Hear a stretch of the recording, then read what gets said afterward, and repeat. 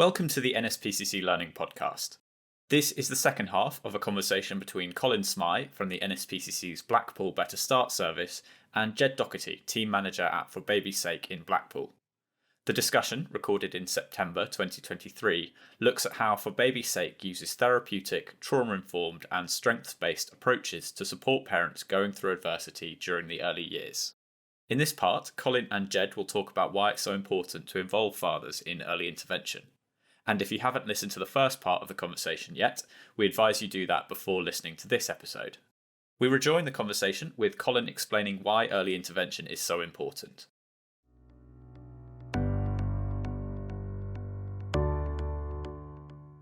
Really what we're trying to do is reduce that requirement of hitting the social care. After something's happened, we want to be catching families and supporting them before it's happened. And that's sometimes a challenge.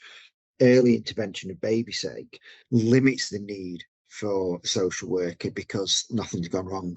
Therefore, you've worked on the positives. You've really drawn out all their positive assets that the family has. And built on those. So they're focusing on them rather than something going wrong. So we're changing that narrative in those early days for those babies to think to change the family instead of trying to avoid making a mistake, to start focusing on doing the right things. And that's where it becomes of a benefit for the child. And we start to move into the next area that we look at around school readiness. Because there was something about the fathers, but I can see you down. Tell me something here. just before we get into that, I think there's something else that I think is really significant in terms of safeguarding.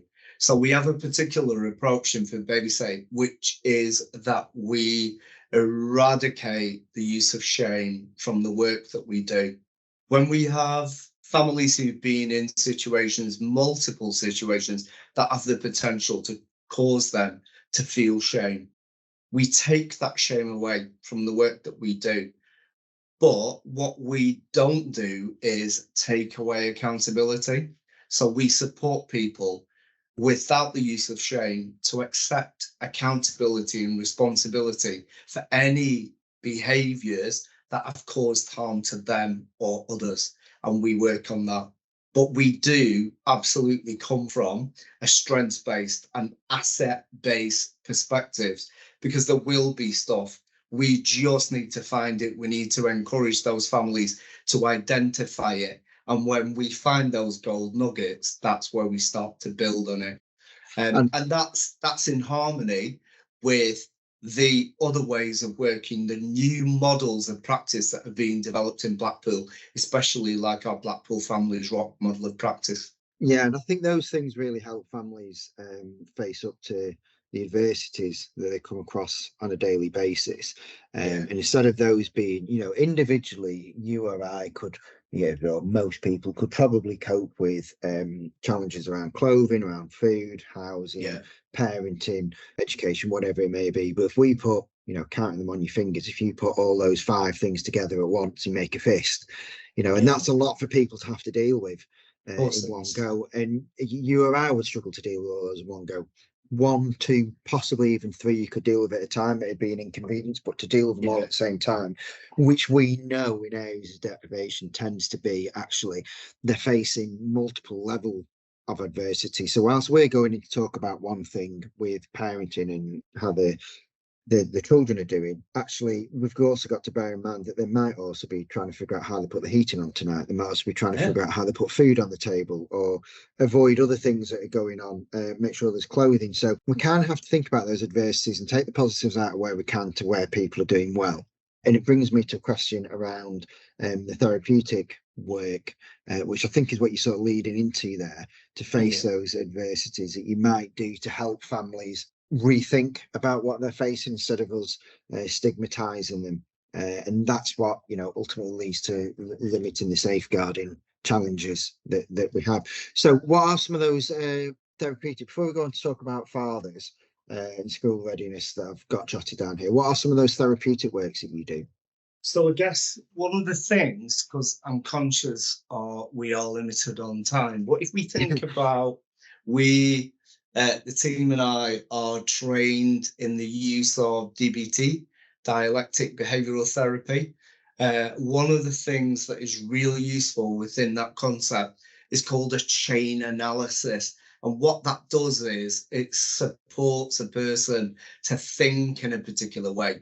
We can all get trapped in cycles of unhelpful thinking when we will go to a place of negativity, a place of doom and gloom, and especially if your circumstances are dire to begin with. And it's about supporting people to go to a solution-focused approach. Find ways of using your inherent resources to get to where you need to be. And if we think about the situation that you just briefly described, when you have all of that adversity to face, the rising cost of living, the significant rent increases, the bulk of our housing stock in Blackpool is privately rented housing stock, and landlords are feeling the pinch and they're increasing the rent. And it's one thing after another. And that of itself is enough to trigger conflict in any relationship. So in our work, we completely recognize the impact that all of those things can have. We have a global view of that family circumstances. We adopt a whole family approach. We take it all into consideration, and we work in partnership with parents to think, okay, if we can tackle this, let's box that off. We'll access some funding for you for that. We'll make a grant application to them, discretionary, and the whole time we're supporting that family to spin those plates and hopefully reducing the potential for conflict in that situation, whilst developing new skills, new approaches, new ways of thinking, new ways of being.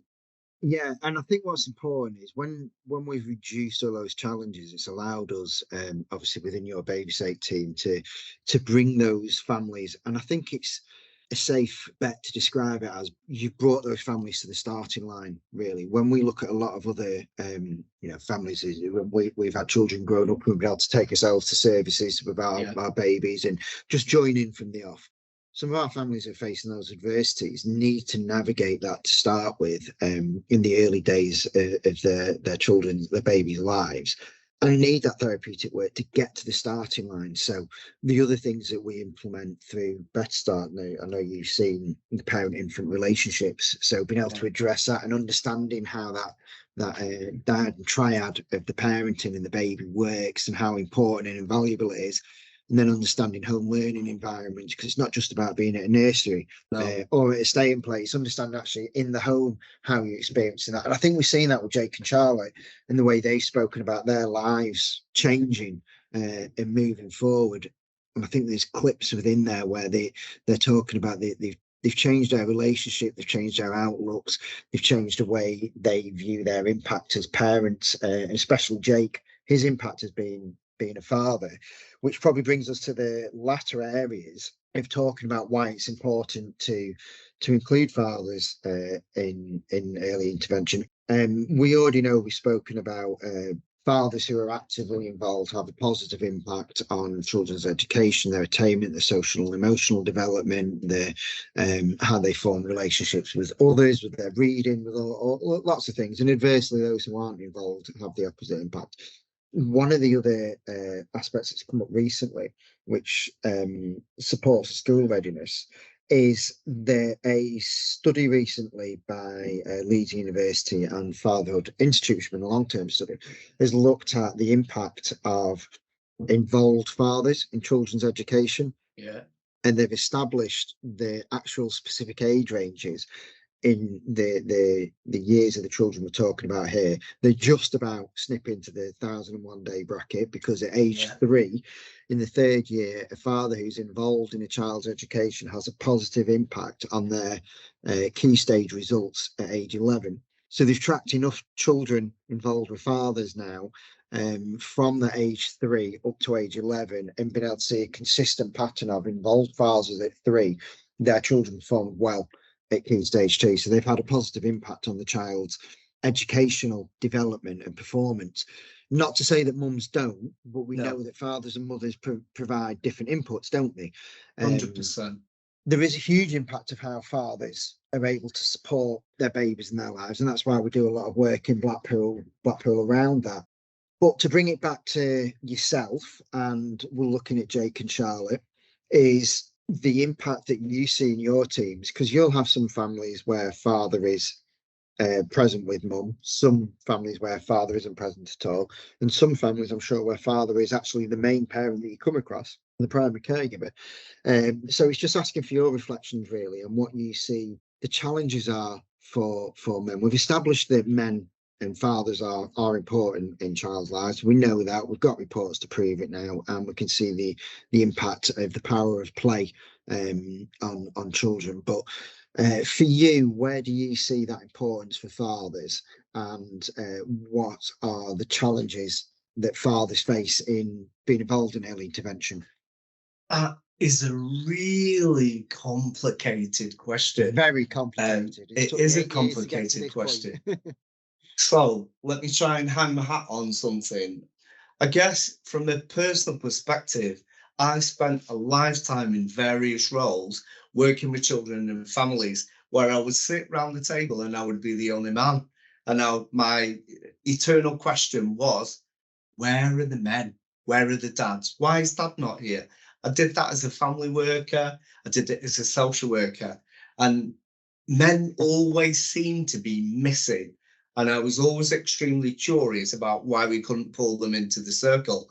And when I think about it, you and I were recently involved in that roundtable discussion when we got put into groups, and I got put into a group with 5 other women. And I said, this has been my career. And then he split us up and put another man in the group. And I thought, our world is populated by women, the world that you and I work in. Yeah. We are a very small group of men who do this work. And if we feel it, those dads out there feel it, they may perceive that society has created roles for women and roles for men. And you're over there, and if we need out, we'll ask you.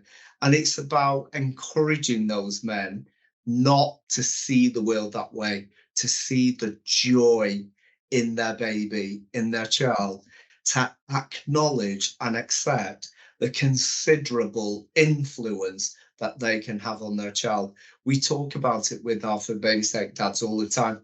From the minute we meet them, we say to them, we can't do this without you. This will not happen if you don't join in, and join in now and get the ball rolling, increase your presence with your partner and your baby. Find your strength, find your role, find your groove. What can you bring to the table? And it's that openness that we bring into the situation, going back to the lack of judgment that I talked about. And it's saying to that dad, we need you, your baby needs you, this situation needs you. And if you put yourself as an investment into the bank, see your baby as a bank account, invest from day one, and you will get a payback. You will have returns in the future when your child thrives and you have contributed significantly to that. What's it felt like to you then to have been included like that? It's been amazing. I mean, at the end of the day, a lot of services now, mostly, especially with what For Baby's Sake offers towards people that have been involved in relationships that have had domestic violence incidents, and you know, and a lot of services always judge the perpetrator of that in the relationship, when if services were to work with that perpetrator, it would, you know, work wonders. And it's just been great, and I would recommend it to anybody to work with For Baby's Sake for that reason. I mean, I've never felt judged. I've never been judged whatsoever. I've just had fair work, and you know, and that's it. It's been good. Yeah. And when we're talking about including Jake as much as possible in Isabella's early life, how do you think that helped? The program's helped with that? I think it's always important for us both to be included. It's easy to just think that I'm the only parent when I'm Isabella's sole carer, but it was good to get each other's like point of view. So when we were doing our sessions, we always spoke about Jake. We had a meeting once, like a review, and whilst Jake was in custody, he was able to record stories for Isabella.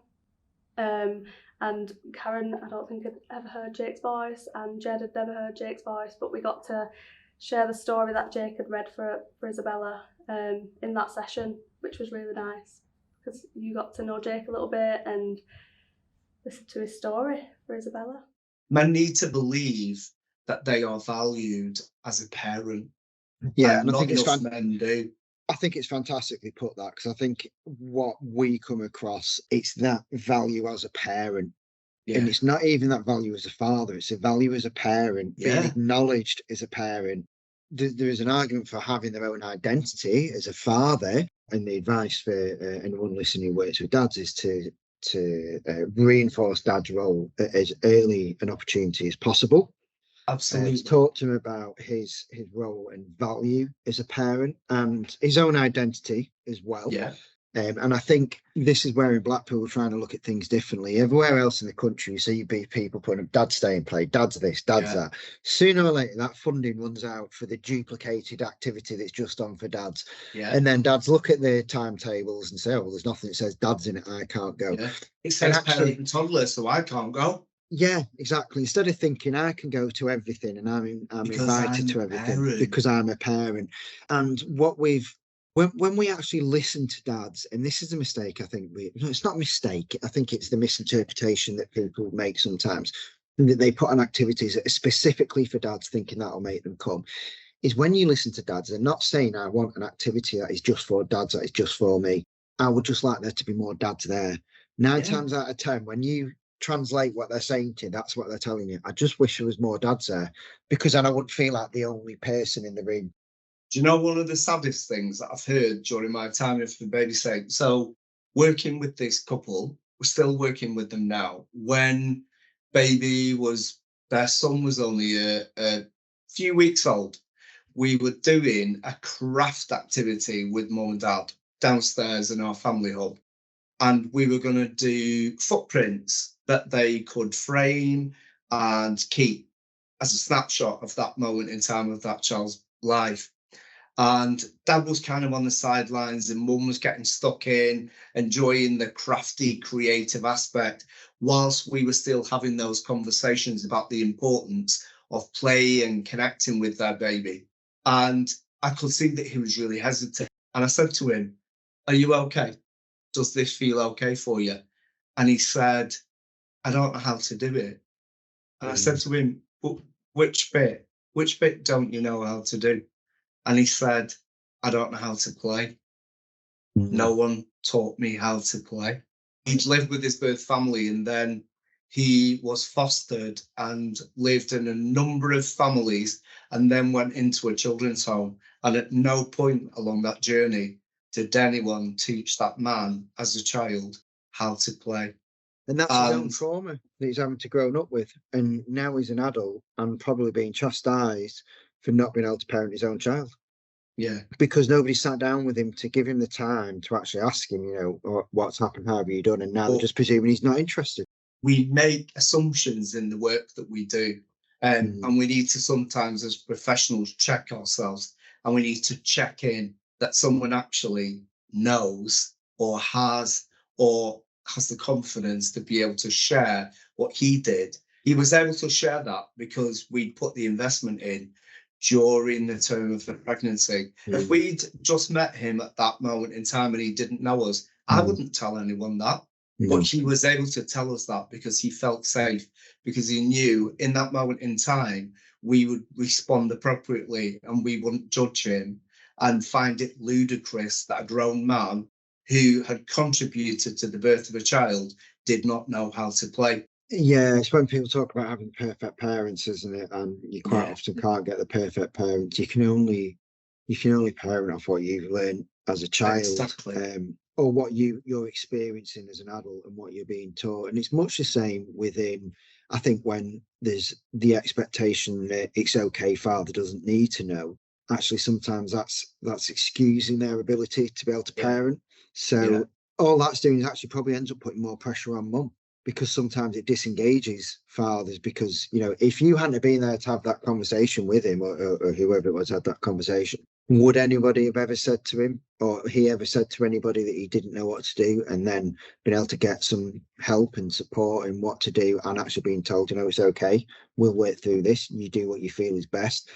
Would he have just disengaged himself from that relationship with the child there? Potentially, yeah. Yeah, the parent-infant relationship is then broken down, which potentially is putting more pressure on mum and puts more stress on the relationship that you spoke about before. Causes conflict, and it goes round. It's the whole cycle then. Yeah. And so for the first 1,001 days of that baby's child development, all they're seeing is stress, strain, and struggles, conflict, and all of the toxic things that we don't want to introduce into a child's life. And there's no learning for that child about how to, going back to our earlier conversation, how to self-soothe, self-regulate, form secure attachments, because all you see is this. You see that butting heads, that disagreement, those falling outs, those silences, all of that, because people can't articulate. I think one of the other significant things that we do in For Baby's Sake is we teach our parents emotional literacy. People can say, I'm thinking this, I'm feeling this. So we give them both the verbal capacity and the emotional capacity to be able to speak it, to name it, to own it. All of that stuff is really, really important. I mean, I've learned how to recognise my feelings, recognise my emotions, realise that it's okay to walk away. If you're having a disagreement, it's okay to walk away and leave that disagreement. You don't have to sort it out there and then. You're not going to lose your relationship over it. You're just walking away because it's the better option. It's the better plan to keep both yourself, your partner, and your child out of harm's way. The first 1,001 days of Jake and Charlotte's baby's life could have gone a number of different ways. Quite a few could have been negative. You know, Jake's in prison, Charlotte's on her own. Both of them have got their own traumas that they need to contend with, on top of being parents and the stresses of daily life there. And that early intervention has reduced the safeguarding, because it's brought them together as a family. So baby's already growing in utero, baby's born, and now because they're talking, they're communicating, and the home environment is much calmer. It's better for communication language, better for the parent-infant relationship. They've been able to come to the support session, the classes, to understand good child development, ensuring that they're not overloading them sensory through their play, but also not overloading them sensory through arguments and conflict, and reducing all those toxic inputs that can come in. And the therapeutic work that's come into it has supported those family, the family of Jake, Charlotte, and baby to identify the positives, which, if they can see the positives and some things are doing well, allows them the headspace to think, actually, I can go and work on the other things now.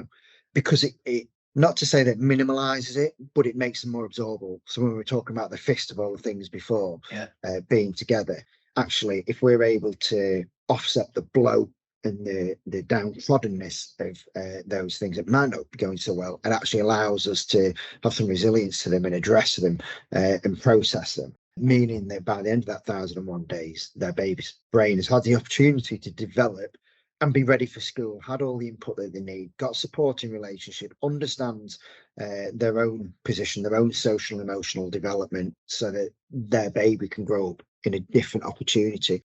It's not to say we can make things better, it's to say that we can offer a different way and as an alternative. And I think that somewhat sums up the conversation we've been having today.